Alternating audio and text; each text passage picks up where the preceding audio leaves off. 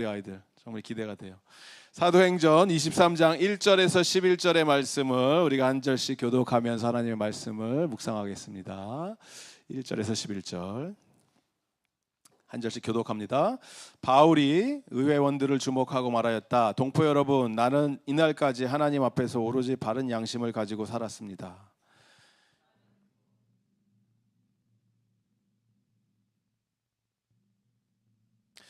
그러자 바울이 그에게 말하였다. 회칠한 벽이여, 하나님께서 당신을 치실 것이요, 당신이 율법대로 나를 재판한다고 거기에 앉아 있으면서 도리어 율법을 거슬러서 나를 치라고 명령하시오.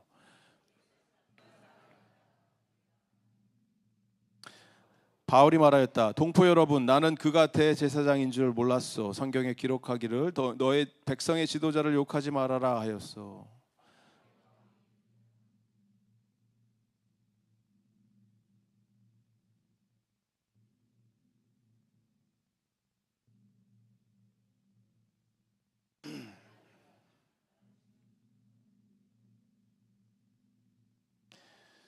바울이 이렇게 말하니 바리새파 사람과 사두개파 사람 사이에 다툼이 생겨서 회중이 나뉘었다.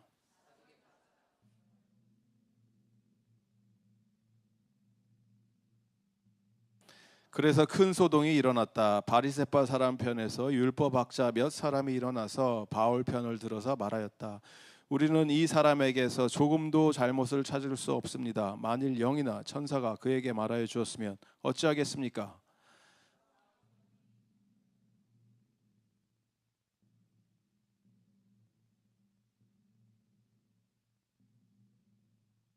우리 함께 읽습니다. 그날 밤에 주님께서 바울 곁에 서서 말씀하셨다. 용기를 내어라. 내가 예루살렘에서 나의 일을 증언한 것과 같이 로마에서도 증언하여야 한다. 아멘. 옳은 일을 하는 것에 용기를 내십시오라는 제목으로 하나님 말씀을 증거합니다. 우리 멜번 한인 장로교회에 오신 여러분 성도님들 주님의 이름으로 환영하고 축복합니다. 잘 오셨습니다. 가끔 가다가 제가 이제 전화를 받거나 교회 문의를 받아요. 거기 멜번 한인 교회죠? 어떻게 가야 돼요? 이렇게 전화를 받아요. 그러면은 제가 다시 한번 물어봐야 돼요. 뭐라고 물어봐야 돼요? 어디 교회를 찾아오셨습니까?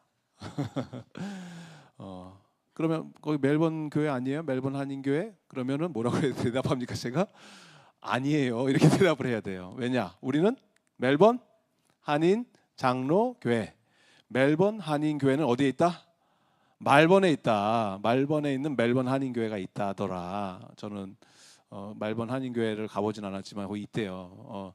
멜번 한인교회에 찾아가시는 분들도 아마 그럴 거예요. 가끔가다 여기가 멜번 한인 장로교회죠? 그러면 아닌데요. 저희는 멜번 한인교회인데요. 이렇게 하시겠죠.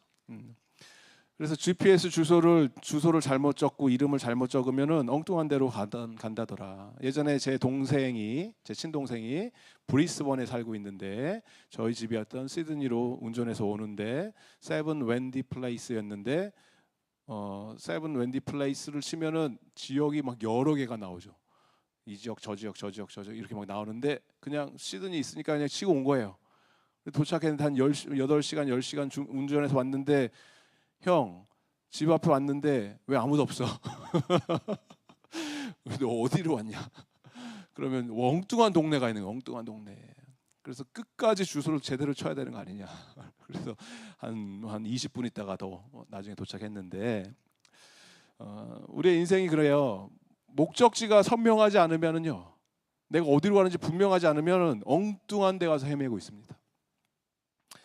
우리의 삶이 인생이 내가 어디로 가는지 정확한 그 마지막 파이널 데스티네이션을 모르면 우왕좌왕하면서 여리 갔다 저리 갔다 갈팡질팡 하면서 불분명한 인생을 그렇게 살아간다는 거예요.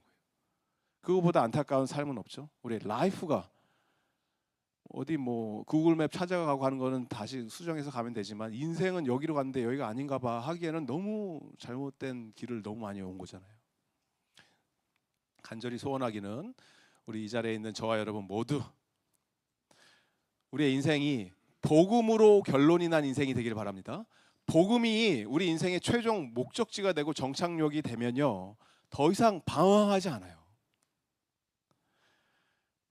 복음이 아닌 이 외 다른 것들로 내 삶의 나의 원대한 꿈, 나의 희망을 이루기 위해서, 나의 어떤 소망을 이루기 위해서, 나의 계획을 이루기 위해서 나는 여기를 향해서 전력 질주합니다.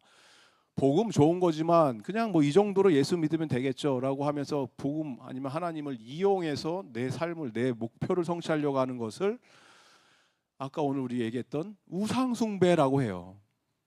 하나님 이외에 다른 것을 섬기는 거예요. 그게 나의 자아 성취를 위해서 종교인 노릇을 하는 거예요. 이 순서가 바뀌지 않으면, 우선순위가 정리가 되지 않으면 하나님이 내 인생의 최고의 가치가 되고 하나님이 내 인생의 모든 최종 종착역이 되지 않으면 언제나 우리는 이리 갔다 저리 갔다 헤매는 인생을 살게 된다라는 것입니다. 오늘 복음으로 인생의 결정이 나고 그의 인생의 방향이 선명하게 결정이 되었던 바울이라고 하는 한 인물이 나오고, 이 사람은 자기의 사명을 따라서 전력 질주하면서 달려갔던 사람이었습니다. 전에도 우왕좌왕했죠. 바울도 마찬가지로 쓸데없는 곳을 가서 다른 뻘짓하려고 그랬죠. 다마스쿠스라고 하는 곳에 가서 그리스도인들을 잡아서 감옥에 넣으려고 했던 자예요. 잘못된 길로 잘못된 방향으로 달려가고 있으니까 하나님의 안타까운 마음, 애타는 마음, 뭐 하고 있냐? 그래서 나타나셔서 실제로 바울은 예수님을 만나게 되고 거기서 그의 인생, 그의 방향, 목적, 가야 할 것이 선명해지고 그의 인생 그때 이후로 no turning back, 더 이상 돌아서지 않는 인생을 살게 됩니다. 오늘 바울의 목표는 분명했어요. 땅 끝까지 가는 것.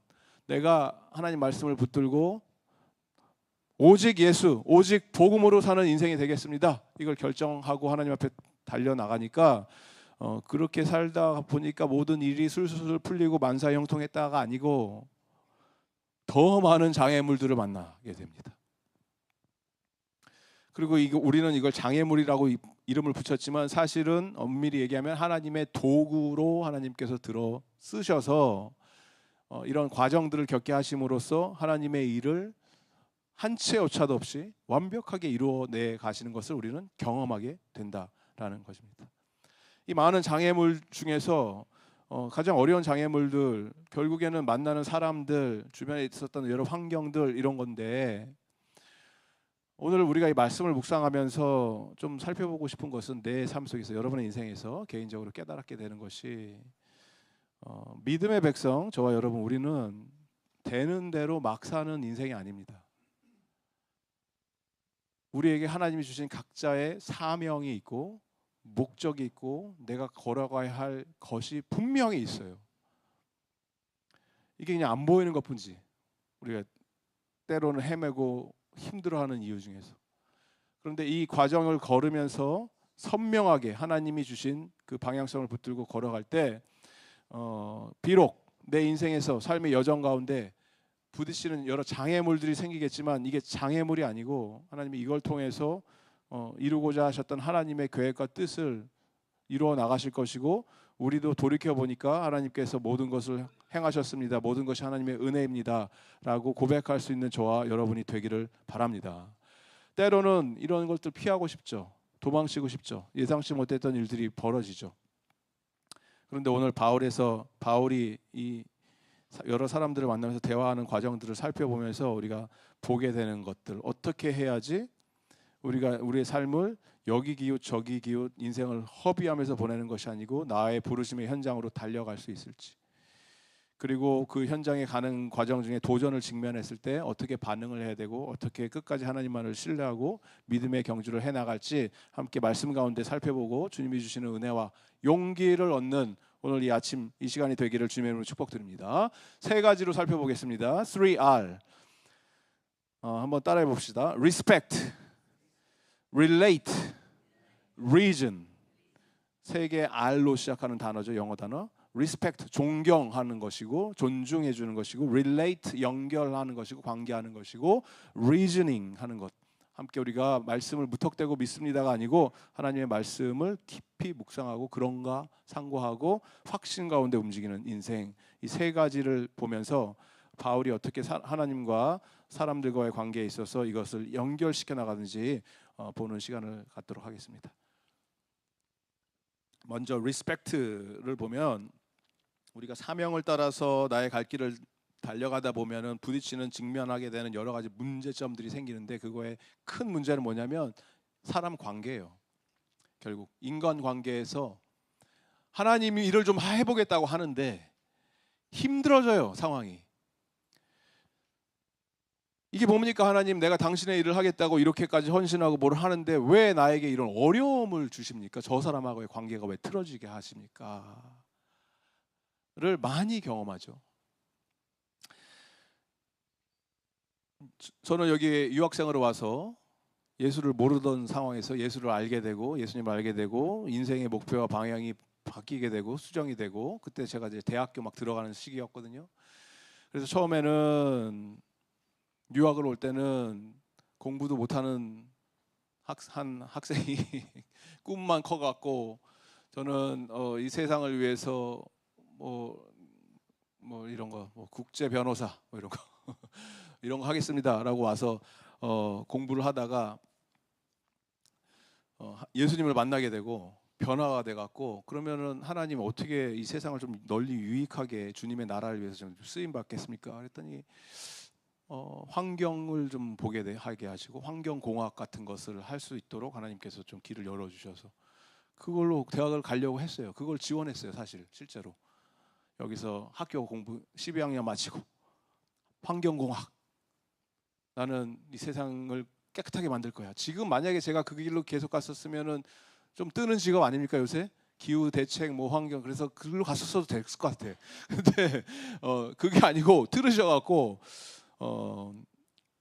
이건 제가 잘 안 하는 간증인데 시간도 없는데 이거 간증을 하고 가야겠네. 제가 환경공학을 하려고 이렇게 원서도 내고 기다리고 있었어요, 기차역에서. 그런데 하루는 기차역에 쓰레기통이 있었는데 어떤 사람이 쓰레기를 자기 손에 들고 있는데 이거를 쓰레기통에 이렇게 버리면 되잖아요. 근데 이거를 플랫폼에다 던지는 거예요. 그 모습을 보면서 쇼크를 받은 거예요. 저 인간이 왜 저럴까? 저 사람이 이렇게 그냥 쓰레기통에 넣는 게 훨씬 쉬운데 굳이 그거를 밖에다 던지는 모습을 보면서 주님의 음성을 그때 들은 거죠. 이게 제가 주님 신비주의 이런 거 아닙니다, 저. 근데 이제 들렸다고 생각을 하는 거예요, 제 마음속에. 하나님이 이렇게 말씀하시는 것 같았어요. 너가 백날 쓰레기통 100개, 1000개, 10,000개 만들어 봐라. 사회를 바꾸겠다, 환경을 바꾸겠다고 시스템을 바꿔봐라. 사람의 마음이 변하지 않으면 아무것도 변하지 않는다. 가장 이 세상에 부패하고 썩은 것보다 가장 썩은 것, 인간의 마음, 그걸 변화시키는 방법은 오직 하나님 말씀이다.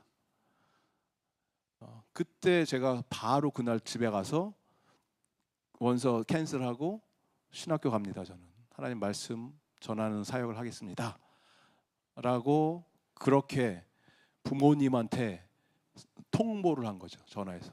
그때까지만 해도 부모님은 얘가 뭐 학교 공부 끝나고 뭐 국제 변호사 한다고 갔다 했지만 뭐 성적이 안 돼서 뭐 다른 걸로 갔나 보다 뭐 이 정도로 생각하고 계시겠죠.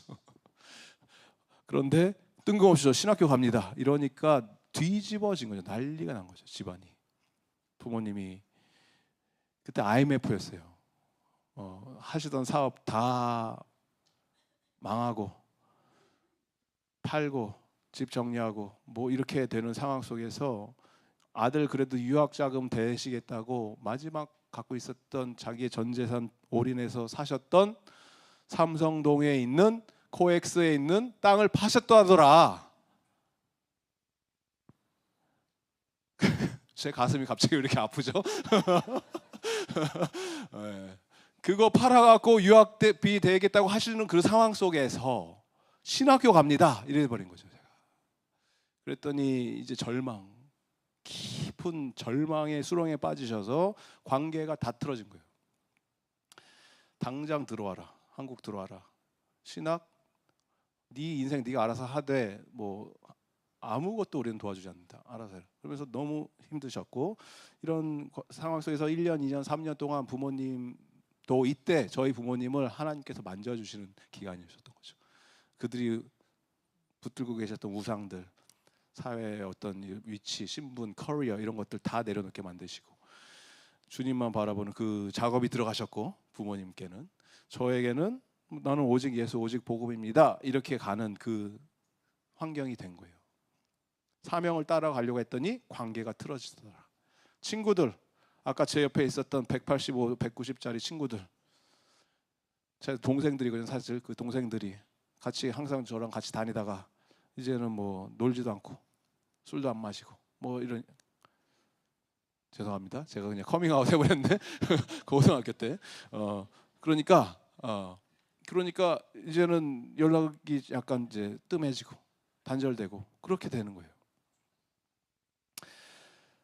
그런데 그래도 하나님 낙심하고 실망하죠. 이 관계가 무너졌으니까. 그렇지만 그 영혼들을 사랑하는 마음, 품는 마음으로 계속해서 하나님 어떻게 해야 됩니까? 도와주세요. 저들도 예수님 알게 해주세요. 하나님 불쌍히 여겨주세요.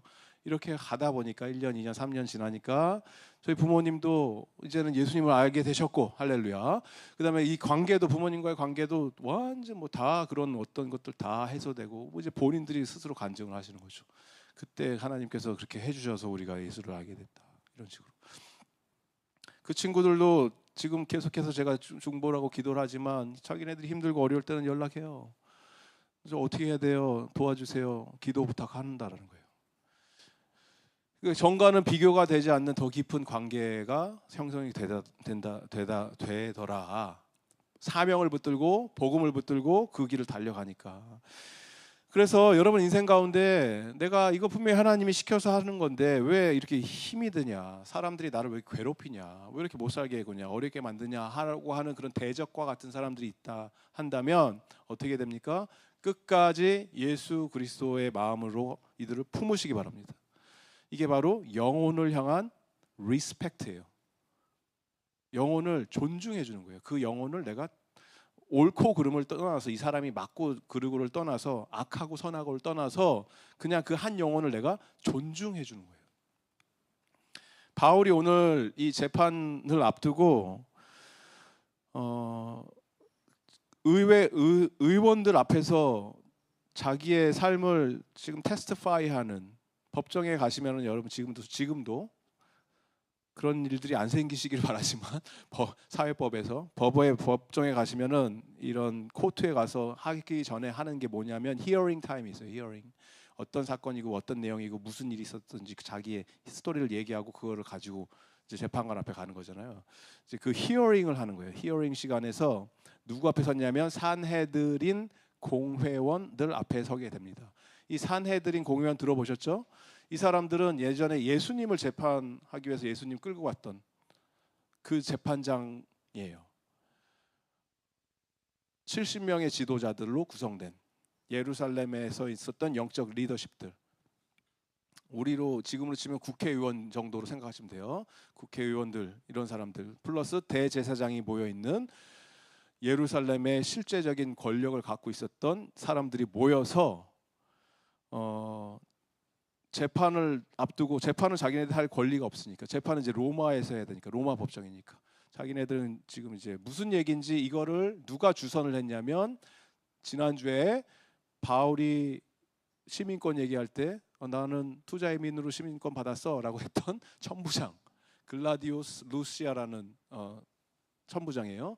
이 사람이 자기가 지금 알아야 되는 거 무슨 상황인지, 그래야지 시저나 로마 상관한테 보고를 할 거 아니에요. 자기도 지금 폭동이 일어나려고 하니까 예루살렘에서 자꾸 폭동이 일어나고 자기의 명예에 금이 가면은 승진을 못 해요, 이 사람도. 그래서 이걸 빨리 잠재워야 되는 거예요. 그런 입장에서 알아야 되죠. 지금 무슨 상황인지. 그래서 불러 모은 거예요. 다 와서 얘기해봐.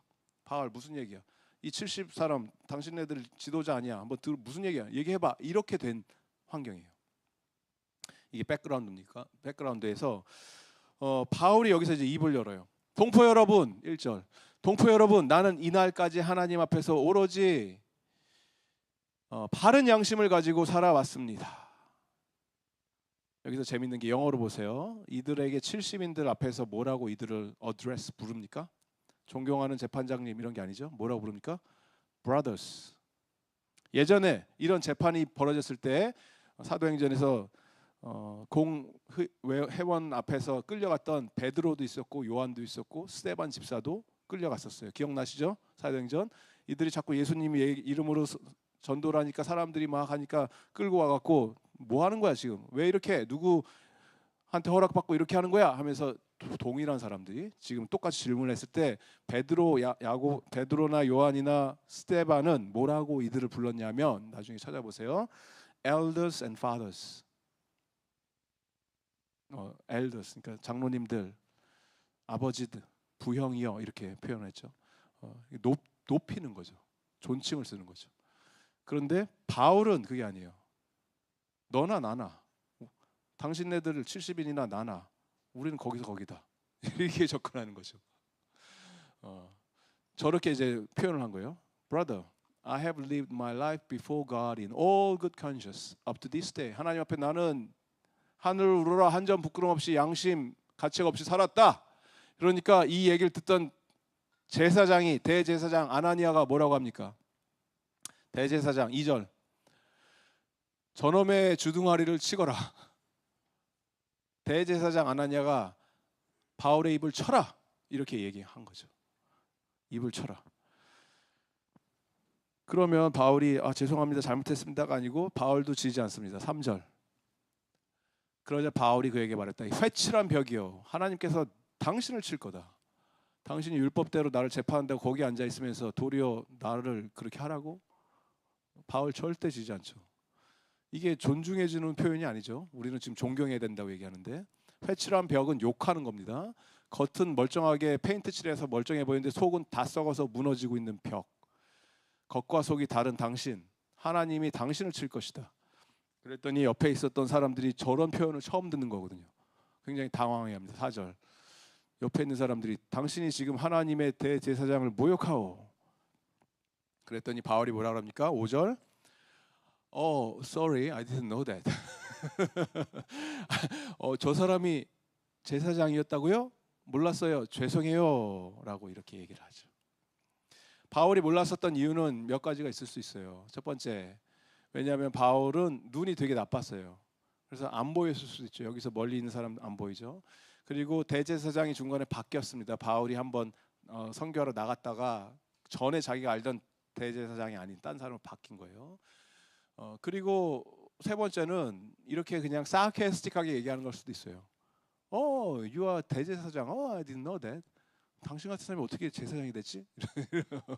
이렇게. 그러면서 이제 다음 얘기를 하죠. 성경에 기록하기를 너의 백성의 지도자들을 욕하지 말아라. 라고 얘기했는데 미안합니다. 잘못했습니다. 죄송합니다. 바울은 뭘 하냐면 아무리 형편없는 제사장이다 하더라도 그의 권위를 인정해 주는 거예요. 이 아나니스라고 하는 제사장은요. 아나니아라고 하는 제사장은 나중에 몇 년 후에 살해를 당합니다. 성경에 안 나오죠. 역사적으로 살해를 당하는데 누구한테 죽음을 당하냐면 로마에서 군대가 파견이 돼요. 폭동이 일어날 것 같아 갖고 예루살렘에서. 근데 이 폭도들이 죽여요. 폭도들이. 왜냐하면 폭도들 같은 유대인들의 손에 의해서 죽임을 당하고 로마의 앞잡이라고 보는 거죠. 민족의 배신자라고 보는 거죠. 아나니아를. 그 정도로 악하고 악독한 영적인 지도자라고 하는 사람이 그렇게 살던 사람이다. 그런데도 불구하고 바울은 이 사람을 그냥 포지션 자체로 인정을 해주고 리스펙트를 해주는 이유는 모든 권위는 누구로부터 옵니까? 하나님으로부터 온다. 아무리 형편없는 지도자다 하더라도 지금 여기에 모여있는 이 사람들이 예수 그리스도를 십자가에 못 박아라 하고 끌고 갔던 장본인들이에요. 공의회원들이 거기에 있는 거예요. 지금 그 동일한 사람, 비슷한 사람들이. 그런데도 불구하고 바울은 여기서 그들의 권위를 높여주고 있습니다. 왜냐하면 아무리 잘못을 하고 이거 누가 봐도 이거는 아니다라고 하더라도 이거를 내가 그렇게 하면 안 돼. 저 사람들 말을 안 들을 거야. 이거는 잘못된 거야라고 내가 내 스스로를 그렇게 정죄하고 판단하는 순간 나는 뭘 하고 있습니까? 스스로를 하나님 자리에 올려놓는 거예요. 나를. 심판은 누구한테 속해 있습니까? 하나님만이 심판하세요. 그래서 우리는 세상 권위를 인정해야 됩니다. 마음에 안 드는 대통령이 뽑히더라도 인정해줘야 돼요. 마음에 안 드는 학교 선생님이 나를 괴롭히더라도 이분을 인정해주고 존경해줘야 돼요. 직장의 보스가 너무 싫어요. 하지만 하나님이 나를 그 회사에 불러주셨고 내가 이 사람과 관계를 맺게 해주셨으면 그들의 포지션 때문에 존중해줘야 돼요. 그게 하나님이 우리한테 바라시는 원리예요. 집안의 가장인 남편이 짜증이 난다 하더라도 아내분들 아, 저 남편 왜 저럴까? 라 하더라도 어떻게 해야 돼요? 하나님이 나의 남편으로 불러주셨기 때문에 존중해줘야 돼요. 존경해줘야 돼요. 자녀들이 아버지를 바라볼 때 너무 형편없는 부모라 하더라도 그래도 부모이기 때문에 부모라는 이유 하나로 공경해 주는 것이 십계명에서 나중에 보겠지만 너의 부모를 공경하라. 그게 바로 누구를 공경하는 거예요? 하나님을 공경하는 걸로 이어지기 때문에 그래요. 그래서 하나님께서 우리 삶 속에서 세우신 모든 권위들을 존경하고 인정하는, 그래야 우리가 하나님께 복을 받아요. 그리고 최종 심판은 하나님께만 맡기고 하나님께서 마지막 모든 권위를 무릎 꿇히게 하시는 그날, 그 전까지는 하나님께서 맡겨주신, 붙여주신 내 삶 속에서 관계 맺게 해주시는 그 모든 영혼들을 리스펙트하고 존중하고 그들을 예수님의 이름으로 품는 주권을 인정해드리는 그러한 믿음의 백성 되기를 주님의 이름으로 축복드립니다. 그래서 여러분이 만나는 모든 사람들, 특별히 나와 좀 불편한 관계에 있는 사람이라 하더라도 고민하셔야 돼요. 왜 저 사람을 내 삶 속에 내 앞을 이렇게 가로막는 것처럼 보여? 라고 하는 사람이 사실은 고마워서요. 그분한테. 그 사람들이 정말 소중한 사람들이에요. 그분들 때문에 내가 성장하게 되기 때문에, 그분 때문에 내가 정말 예수님 앞에서 회개하는 길로 나오게 해주시는 분들이에요. 그 사람들 잘못한 거 없어요. 사실 내가 부족한 거지, 내 죄지, 그게 나의 교만함이지. 철저하게 여러분 회개하셔야 돼요. 그건. 내가 그들보다 낫다고 생각하고는 교만이에요. 교만. 여러분의 관계 이슈에서 잘 생각해 보세요. 그래서 모든 영혼을 내가 리스펙트 하면서 대할 수 있는, 그럴 때 복음이 흘러가는 통로가 열리게 될 줄을 믿습니다. 두 번째로 우리가 살펴보게 되는 것은 relate. 따라해 볼까요? relate. 오늘 영어 공부 열심히 합니다. 연결하다라는 뜻이죠. 복음을 전하기 위해서는 복음을 전하기 원하는 그 대상과 우리가 연결이 돼야 돼요. 브릿지가 빌딩업 돼야 되는데, 그러기 위해서는 반드시 들리는 언어를 사용해야 되죠. 들리는 언어의 대가는 예수 그리스도이시죠. 예수님께서는 목이 마르고 영적인 갈급함으로 헤매고 있었던 사마리아 여인을 찾아가셔서 대화하시는 것이 브릿지를 놓으실 때 뭐라고 하십니까? 예수님께서 I am thirsty, 물 좀 주세요. 그렇게 해서 영원한 생명수, 마르지 않는 본인 자신을 소개하십니다. 제자들을 불러주셔야 되는데 낚시질을 잘하는 어부들에게 가서서 예수님께서는 내가 너희를 어떻게 한다? 사람 낚는 어부로 만들겠다. 그들의 언어를 계속 사용하시는 거예요. 씨 뿌리는 자의 비유를 설명하시기 위해서 농부들이 밭에서 열심히 씨 뿌리고 하는 그런 상황 속에서 가서 그들을 바라보시면서 제자들에게 보이지? 우리의 하나님의 말씀은 이렇게 뿌려야 된다라고 하면서 계속해서 보이는 랭귀지로, 들리는 언어로 함께 그 관계를 맺어 가셨다라는 거예요. 연결하는 과정이에요. 오늘 바울은 어떻게 연결을 합니까? 6절에 보시니까, 그런데 바울이 그들의 한 부분은 사두개파 사람이 한 부분은 바리새파 사람인 것을 알고서 의회에 큰 소리로 말하였다. 동포 여러분, 나는 바리새파 사람이요 바리새파 사람의 아들입니다. 나는 지금 죽은 사람들의 부활할 것이라는 소망 때문에 재판을 받고 있습니다. 두 부류가 나옵니다. 공의회 안에서 파가 나뉩니다. 두 파, 야당 여당 이렇게 나뉘는 거예요. 누가 나뉩니까? 사두개파가 있고 그리고 바리새파, 두 파로 크게 나눴고, 저때 당시에 또 다른 정당들 비슷하게 있었어요.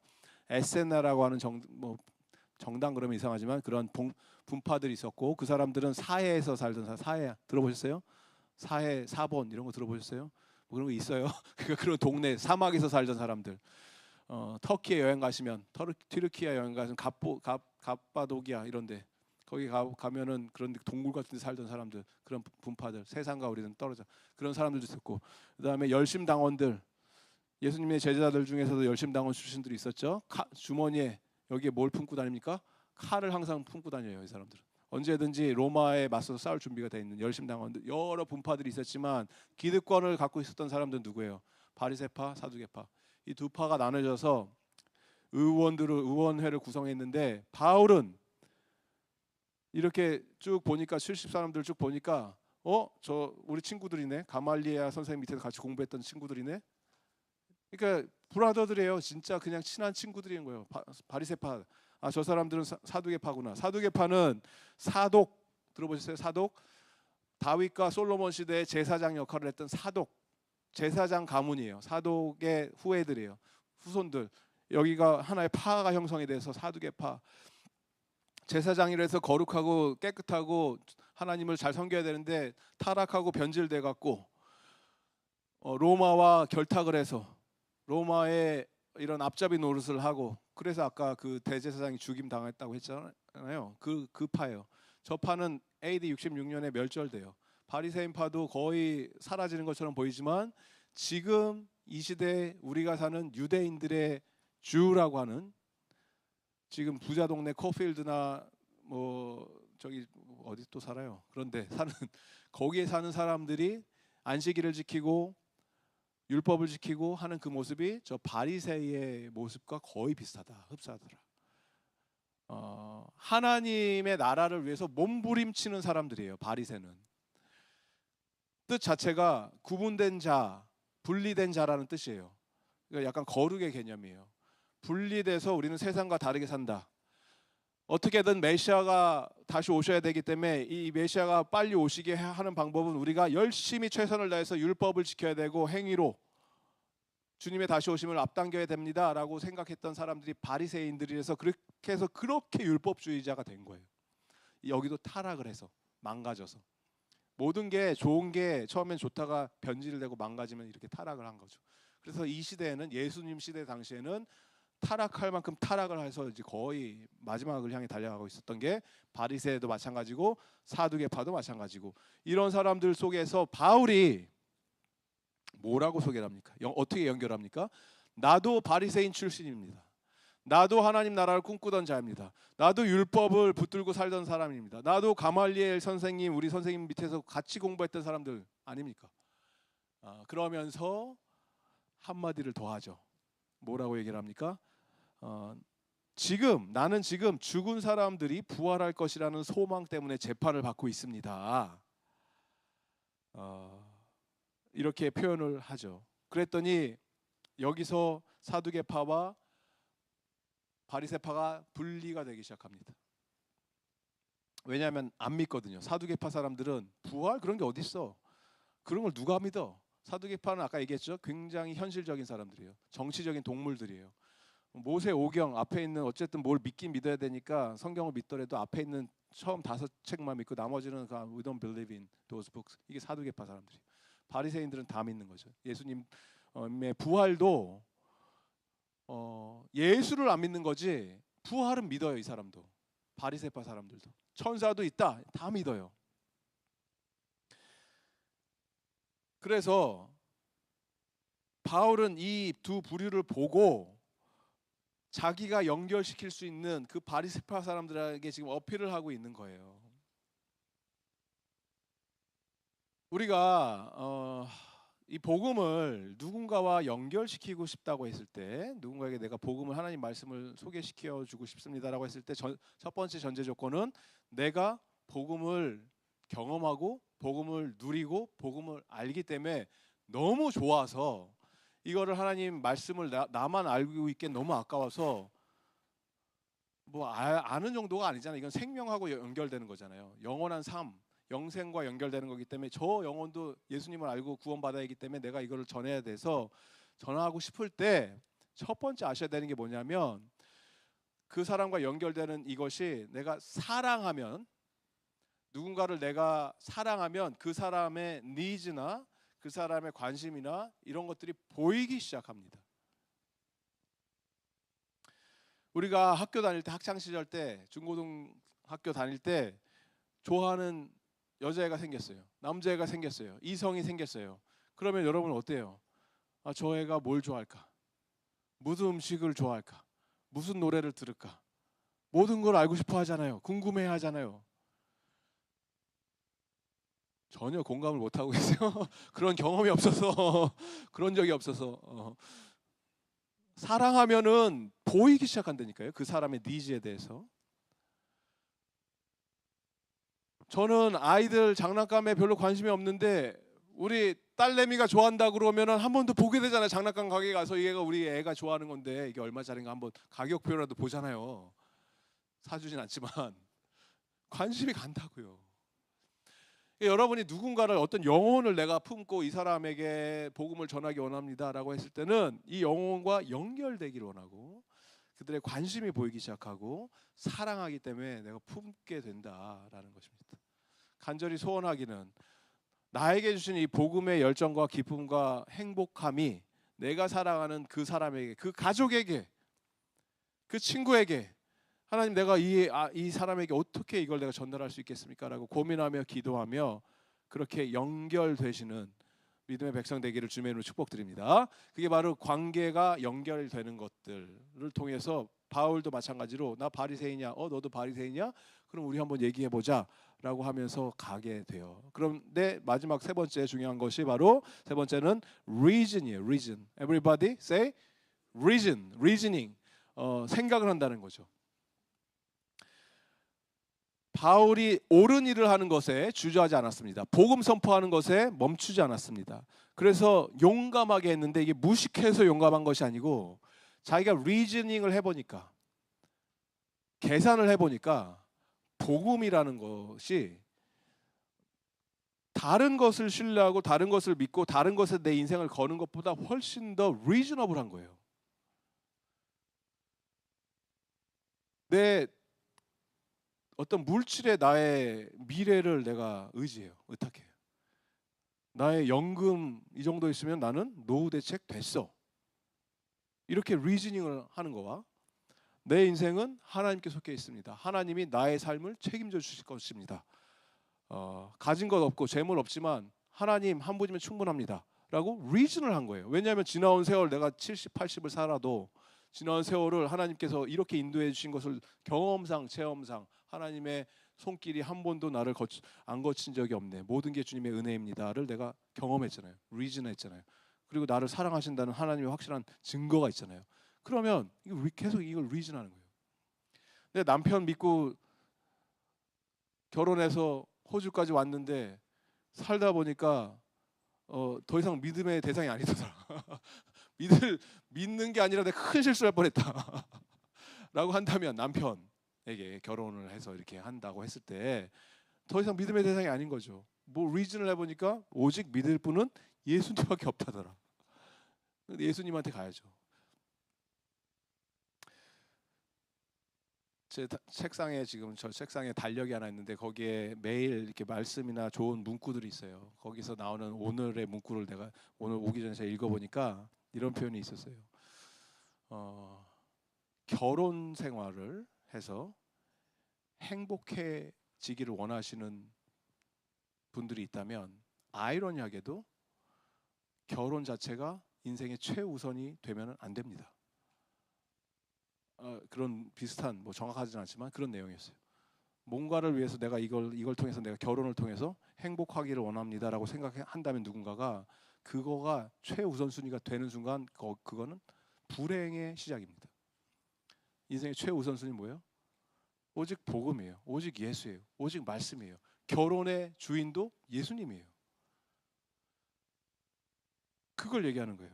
그래서 리즈널 해보니까 가장 확실한 근거의 논리에 내가 호소하면서 바리새파 사람들에게 이야기를 하는 게 나도 바리새인입니다. 나는 지금 내가 여기 나와서 이렇게 당신들과 대화하는 이유는 죽은 사람이 부활한다는 소망 때문에 내가 재판을 받고 있습니다.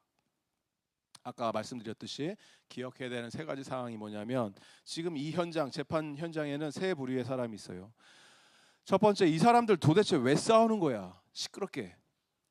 이 원인을 내가 알아내야겠어라고 생각했던 클라우디우스 루시아 천부장이 있었고 로마인들. 아직도 원인 파악이 안 된 거예요, 이 사람은. 근데 얘기를 계속 오고 가는 얘기를 들어보니까 뭐 부활 얘기하고 죽은 사람 살아난다. 이거는 자기는 별 안 주게 하거든, 자기한테는. 이건 뭐 죽을 이유도 아니고 바울이 왜 사람들이 죽이려고 하는 거야, 도대체. 그리고 예루살렘의 기득권자들, 바리새인들, 사두개인들, 공의회원들은 자기네들의 이 정치적 또 종교적 안정을 추구해야 되는 사람들. 바울이 와서 시끄럽게 만들면 안 되잖아요. 이 사람이 와서 자꾸 하니까 그렇게 하면 안 돼. 못하게 하려고 하는 거고. 바울의 아젠다는 단 하나였죠. 오직 예수, 오직 복음, 어떤 상황과 어떤 조건에서도 나는 예수님을 증거합니다 라고 얘기하면서 여기서 가지고 꺼내온 것이, 내가 왜 지금 이런 일을 당하고 있냐 하면, 내가 지금 믿고 있는 부활이라는 소망 때문에 내가 지금 이러한 일을 겪고 있습니다 라고 바울이 바리새 사람들에게 선포를 했죠. 예수 그리스도의 부활을 증거하고 있습니다. 근데 바울에게는 확실한 소망의 근거가 있었죠. 그 소망은 부활하신 예수님이십니다. 우리에게 이 소망이 있으니 그것은 안전하고 확실한 영혼의 닷과 같아서 이 소망을 품고 있는 자들은 언제나 휘장 안에, 그리스도 하나님의 임재 안에 들어가게 해준다. 이게 우리가 갖고 있는 소망의 근거예요.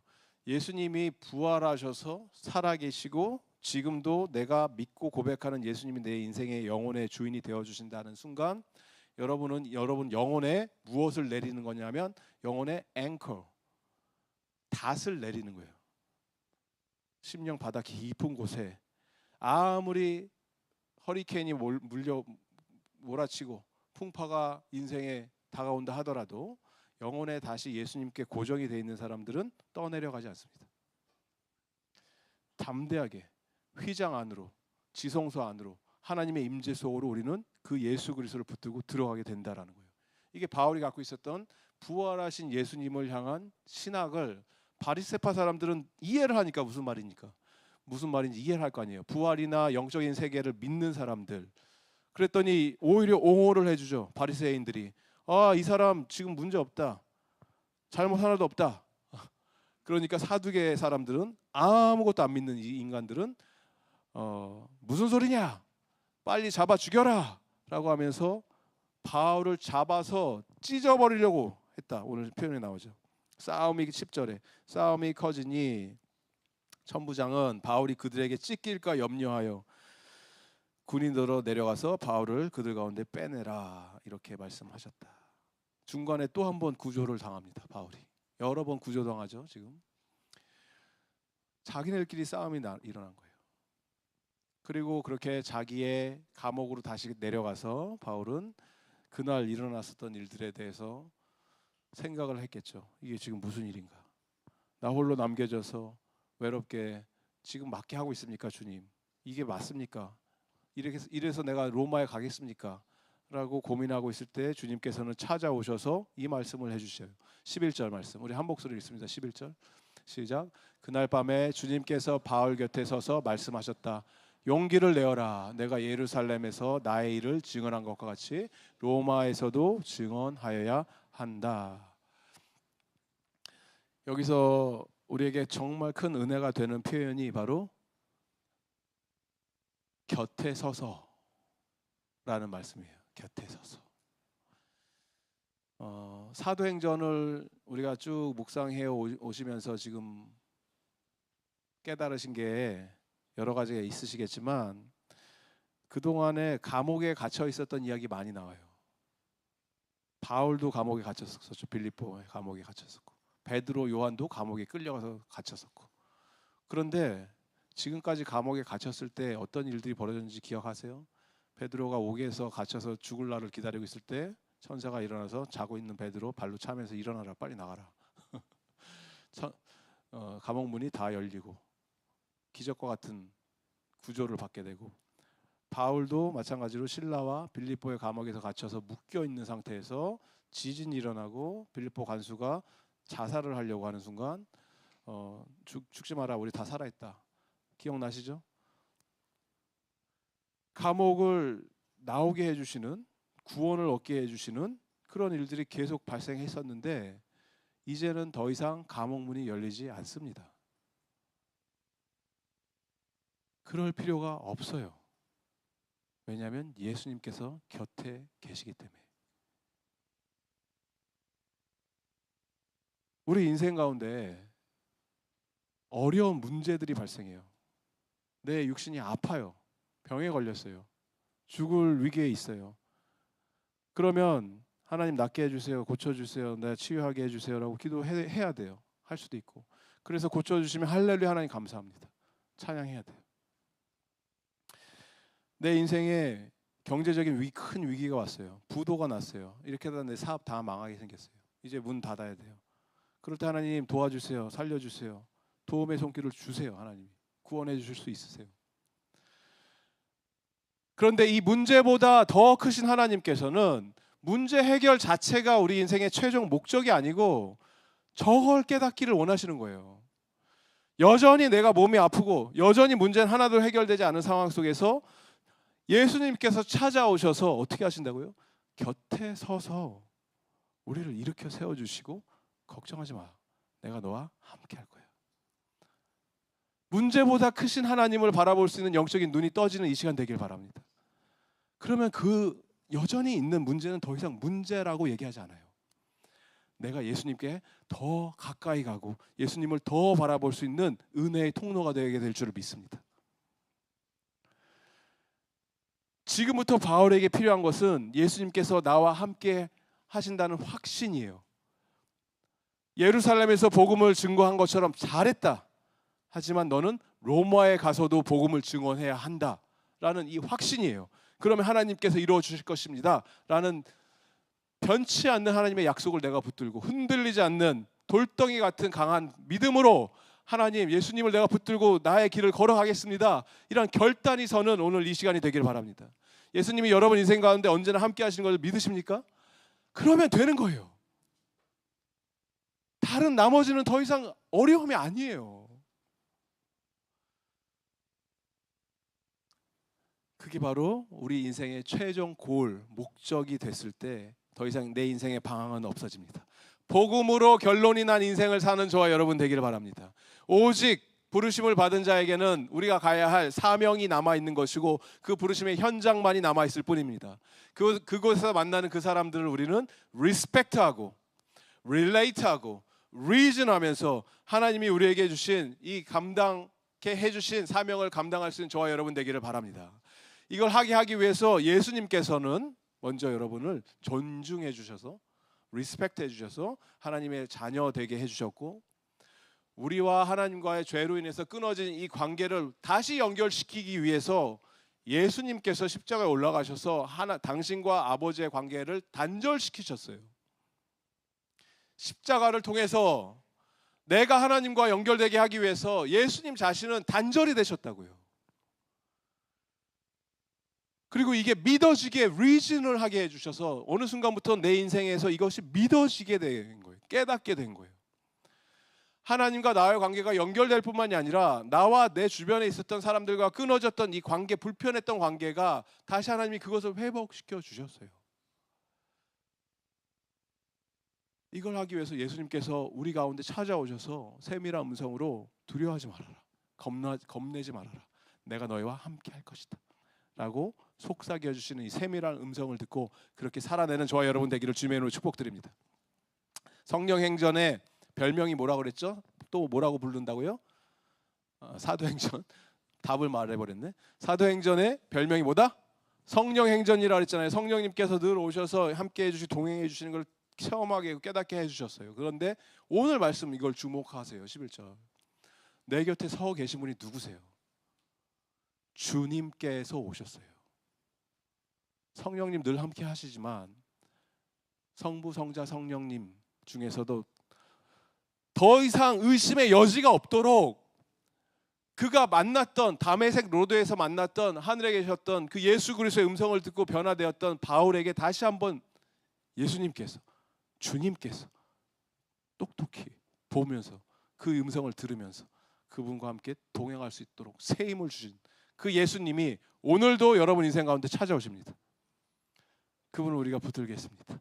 그분을 우리 삶 속에서 모시고 그분과 함께 나의 삶을 이제는 주님께 온전히 맡겨드립니다 라고 고백할 수 있는 저와 여러분 되기를 바랍니다. 이걸 하기 위해서 하나님께서 우리에게 성찬식을 허락해 주셨어요.